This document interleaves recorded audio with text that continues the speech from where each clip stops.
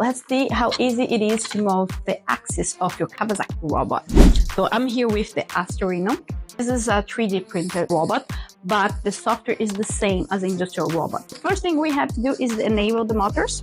So we're gonna select joint, and then I'm gonna move first the axis number 1 in positive, axis number 1 in negative, axis number 2 positive, now in negative, axis number 3 in positive, negative, number 4 and positive, now in negative,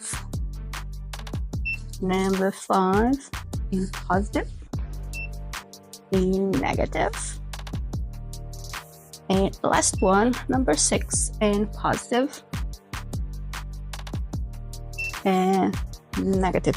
That's how easy it is to move axis by axis.